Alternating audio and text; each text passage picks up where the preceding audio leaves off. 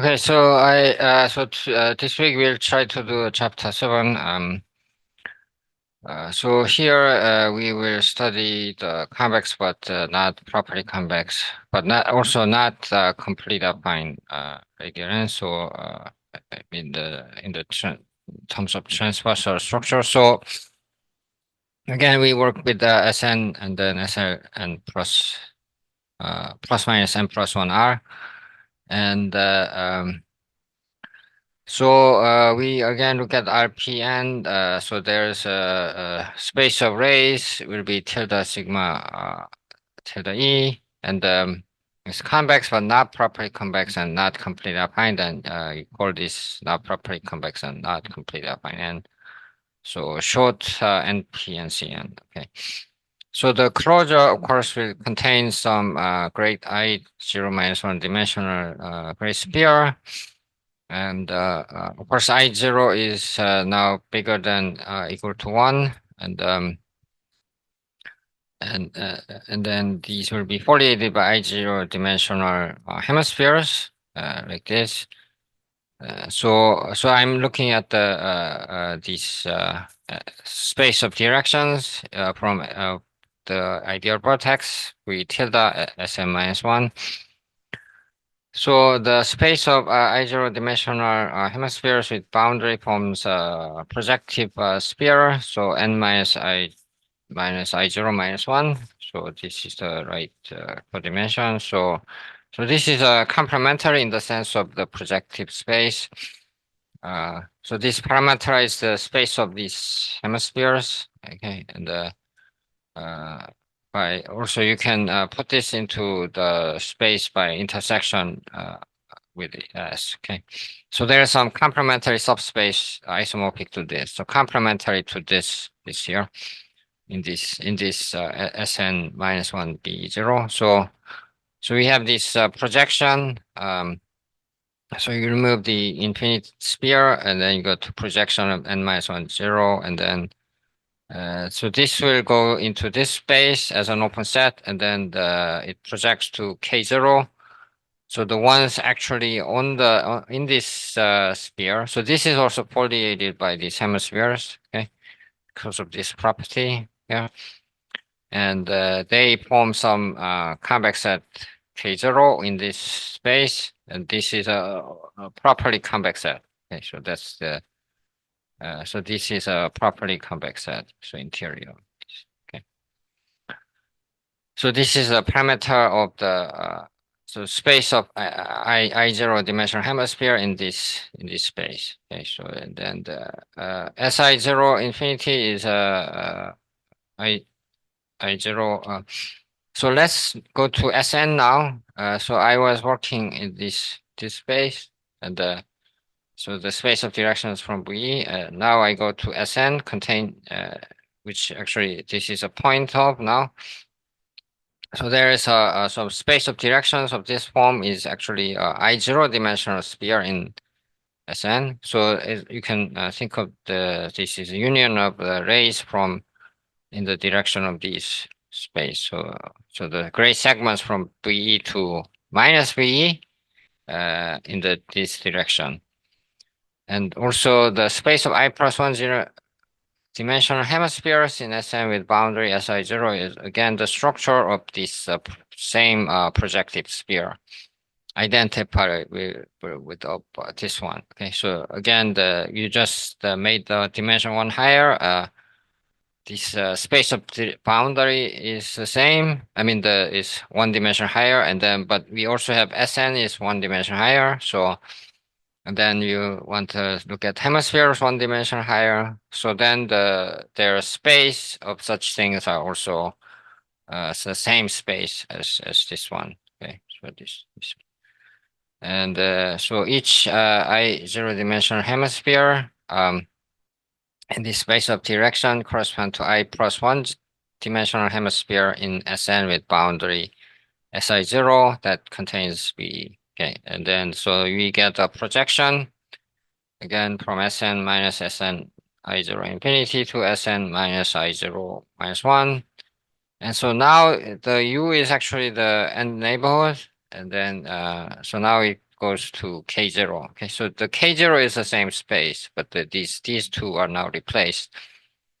So this U replaces this. So it's actually now a sub open set in this universal cover of the orbifold. Okay. Maybe I should make that clear. I didn't. All right. Okay. So I should make this U being in the set clear. So now we look at this SL n plus one R. So which preserves this sphere and then VE. So this is a subgroup acting on this space. Okay. And the projection will induce this map from these two Sn minus one I0, so Sn plus one here. So this is a projective sphere from n minus I zero-dimensional vector space, so it goes to here. And this one will of course act on here, so you get this induced homomorphism. Okay, and so this is H pi 1 invariant. Okay, so the setting we are working on is that we have this space of directions which have this property. So actually it is a H pi 1 E tilde invariant. I mean I just said maybe I should drop this suppose I should prove that back, but anyway, so then NB, the subgroup of elements inducing trivial action here. Okay, so you have some H pyram acting here, it goes to here, right? So which acts on here? Okay, so this right. So this is a subgroup of this. Okay, and then this goes to here. So let's look at the trivial ones. Going to trivial, so that will be N. So pi star k will induce a map here, which we call nk. So this group N will act trivially, but acts on each hemisphere with the boundary equal to 0, and nk acts basically on this space.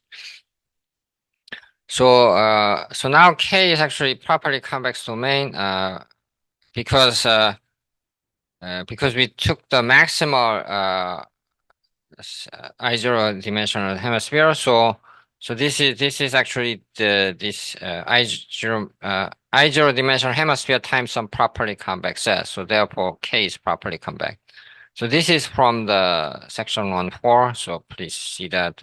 So we record this proposition.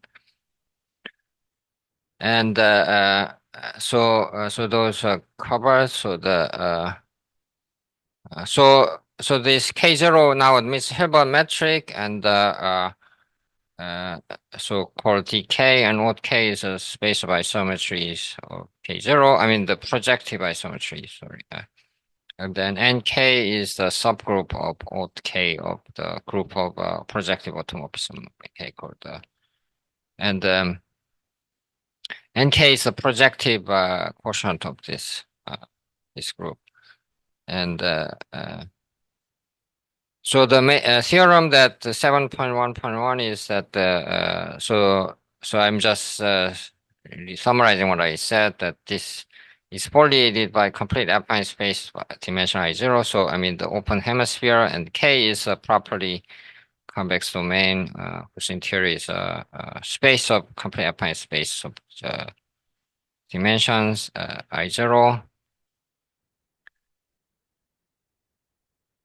So this interior will form the space, the parameterize this space, and this will X on this sphere, and there's this exact sequence, and X trivially and KX spatially, and so on. And then we go to the notion of quasi joint N. So we have some K hat is a compact properly convex domain subset of dimension I n minus I minus 2 in Sn for I bigger than or equal to 1. So K is will be correspond to codimension 1 subspace of K on the pi K. So it is not the K, but you want something codimension 1 subspace here. Convex, of course, convex subspace. And and Si infinity is subspace of dimension I0 complementary to subspace containing these K1. And then B0 is some point here, and then G acts on these three sets, and then open set V U containing U V in the interior, and the U mod G is required to be some compact orbifold times interval. So I am considering some sort of n like situation here. So this is an example that I will explain later. And then there's this vibration to fiber equal to I plus one dimensional hemispheres with boundary like this. And so instead of fibering open I plus one dimensional hemisphere with this U intersection is not empty, go to the interior of this set pi k pi hat k with some join with some x. Okay, so this should be correspond to k. With x not in this space. And so for each fibering open hemisphere, H cap U is open set bounded by ellipsoid containing V unless it is empty. So you have these either it's empty or it intersects in the ellipsoid containing V. Okay, and it of course it will change. So this ellipsoid will change depending on H. I mean depending on U, right? And this intersection of this hemisphere with the CLU is B for some so fibering open I plus one hemisphere over X. So X is some direction. X represents some I plus one dimensional hemisphere. So let's call that HX. Then it only intersects at B with this. Okay, so that's the situation that we want. So then if these are satisfied, then you call this quasi joint and so I will explain why I say quasi later, and it's more like some sort of join of a totally geodesic Rn with the horospherical end here. So K hat will be something like totally geodesic, and then these horospheres will represent something like the or I mean these will be the horospheres here, and this is sort of the reason for why I called it quasi, because if it's just a join, then this will just be another ellipsoid. Okay, so that's the thing I'm putting it, and um. So one thing I need is that this some property called NS. So the countable groups satisfy property NS if every normal subgroup of some finite index subgroup of G prime is virtually central in G prime. So that means that N intersects G double prime is central in G double prime for a finite index subgroup G double prime of G. Okay, so that's the property I will need. Okay. So of course, virtually abelian group will satisfy NS, and the groups of Benoit will be related to this condition. So the Benoit group is that any normal subgroup is finite. That's the group that he usually work with.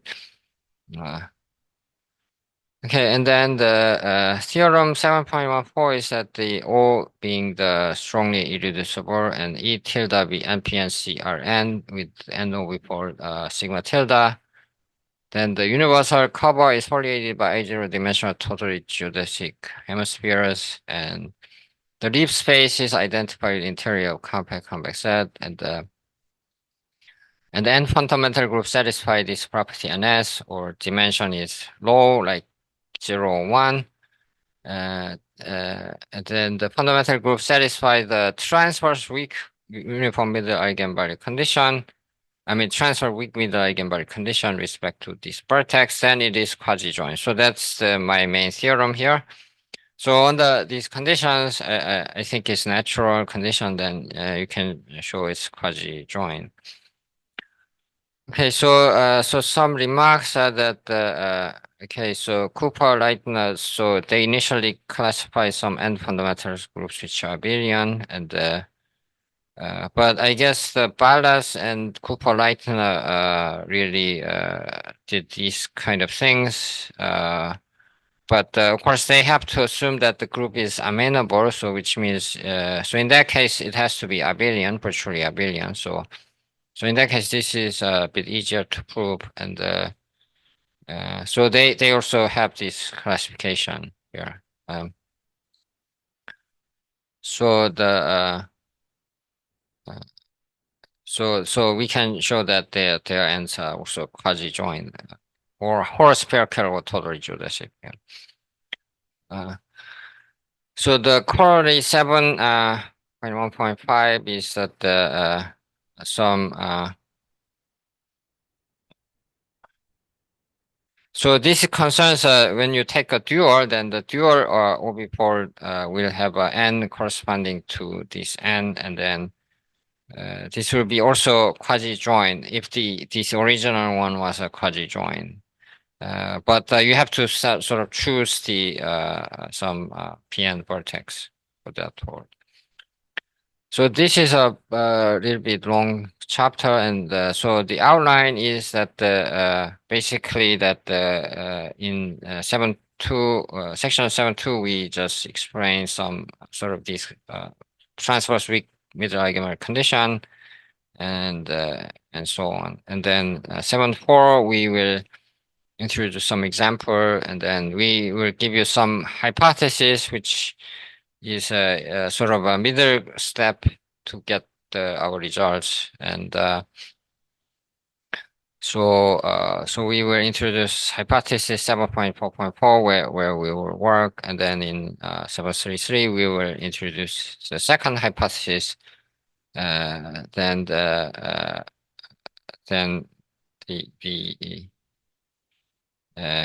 then we can show that the quasi ends are quasi join.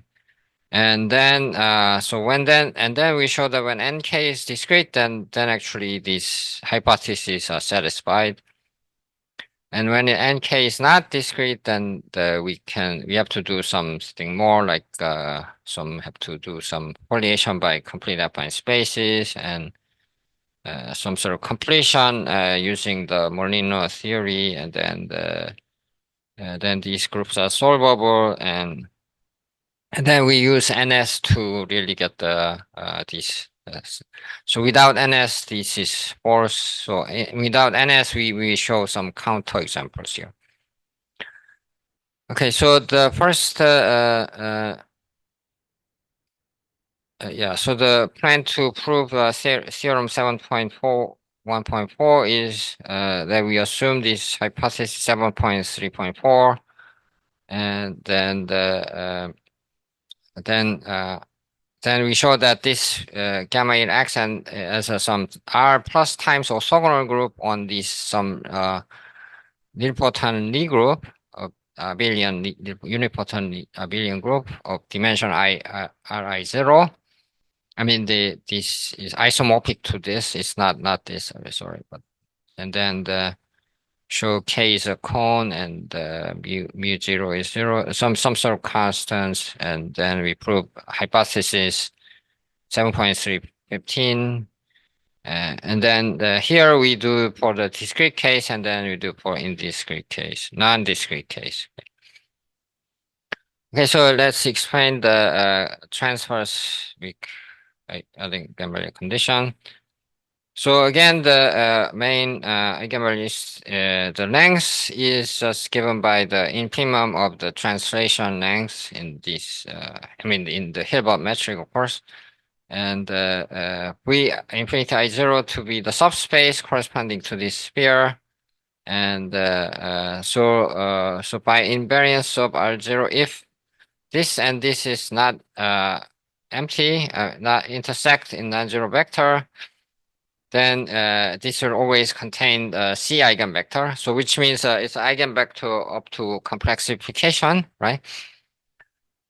So R mu is just the cyclic space. So it's a join of all the, I mean, the sum of all the cyclic space of the norm mu. Okay, so mu is always positive number, and so if you have all the eigenvalues with the same norm mu, you you take the cyclic space and you join them, or I mean, sum them all together, and then you form these.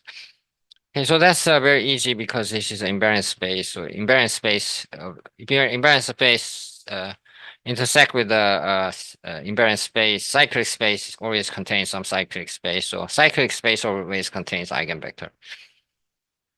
Okay, and then here, so the lambda, so the transverse maximum eigenvalue is of some element G is, I mean, so given G, so maximal norm of the eigenvalue affiliated with the non-zero vector, and this V is outside this domain is the transverse is the maximum mu, so that this vector is associated with some cyclic space. Okay, so of course C vector can be here, but I'm just saying that some outside there's some cyclic vector that behaves like this eigenvector in terms of growth. Okay, because in the cyclic space all the growths are very similar to eigenspaces anyway, so we have to treat the cyclic space same way as a eigenvector in our situation, and the transverse minimal eigenvector is the ones which is outside, and the minimum is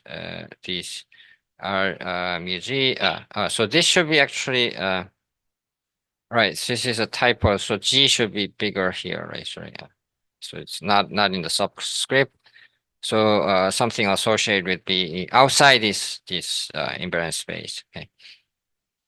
And the SI infinity I0 max is the largest eigenvalue of the C vector form inside this invariant space, and this is the smallest. So let BE tilde denote the eigenvector of C at BE. It's always positive because it's zero dimensional, and we are working in SN, right? So the transverse weak middle eigenvalue condition with BE or the RPN structure is that each element satisfies this property. So the transverse max direction is bigger than equal to this lambda B.